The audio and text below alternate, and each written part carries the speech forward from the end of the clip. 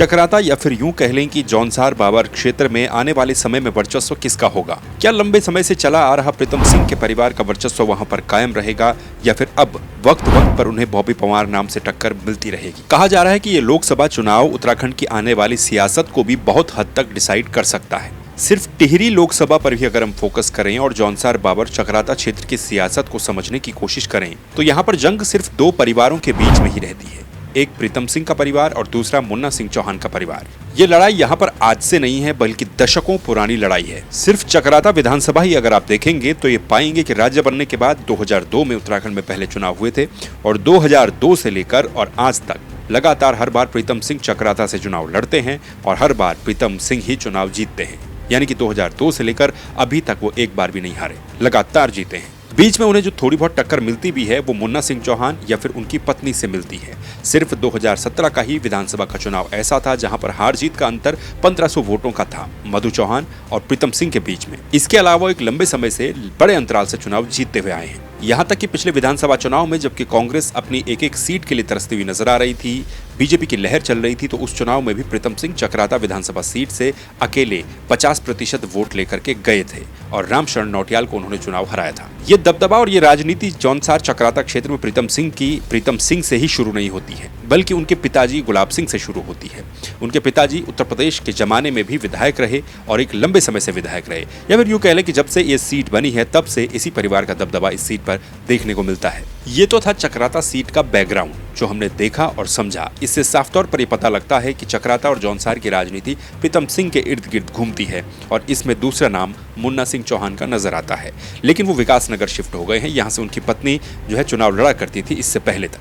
बहरहाल अब चक्राता की राजनीति में, जौनसार की राजनीति में इन दो बड़े नामों के अलावा क्या अब एक तीसरा नाम भी है जो कि सामने आ रहा है? क्योंकि इन आंकड़ों से तो हम ये देखते हैं कि एक लंबे समय अंतराल से जौनसार क्षेत्र से या फिर चक्राता क्षेत्र से कोई एक अन्य इनके अलावा कोई दूसरा बड़ा राजनीतिक चेहरा सामने नहीं आ पाया।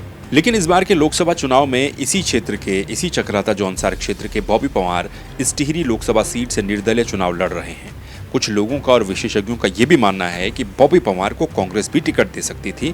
उनका एक इंटरव्यू भी आया था जिसमें उन्होंने कहा था, जब उनसे पूछा गया कि क्या वो किसी पार्टी से चुनाव लड़ना चाहते हैं, तो उन्होंने कहा था कि इंडिया अलायंस जैसे है तो विकल्प खुले हुए हो सकते हैं। ये उन्होंने टिकट बंटने से पहले ये बात कही थी, यानी कि उनके मन में भी कहीं था कि इंडिया अलायंस से या फिर कांग्रेस से उन्हें टिकट मिल जाए। लोगों का ये भी मानना है कि ये टिकट मिल भी सकता था, लेकिन यहाँ पर प्रीतम सिंह की भविष्य की राजनीति को देखते हुए कहीं उनकी भविष्य की राजनीति खतरे में न पड़ जाए, क्योंकि एक बॉबी पंवार जैसा चेहरा उभर करके अगर सामने आएगा कांग्रेस के टिकट से तो फिर प्रीतम सिंह फ्यूचर में भविष्य में कहां पर जाएंगे।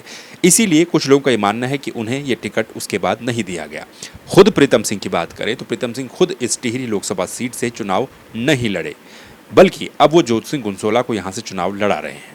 अब सवाल ये भी उठता है कि प्रीतम सिंह उत्तराखंड सरकार में मंत्री रहे, उत्तराखंड में नेता प्रतिपक्ष रहे, उत्तराखंड कांग्रेस के अध्यक्ष रहे, लगातार इतने सालों से विधायक बनते आ रहे हैं, सीनियर नेता है, तो फिर उन्होंने चुनाव लड़ने से इनकार क्यों किया या फिर वो चुनाव खुद क्यों नहीं लड़े?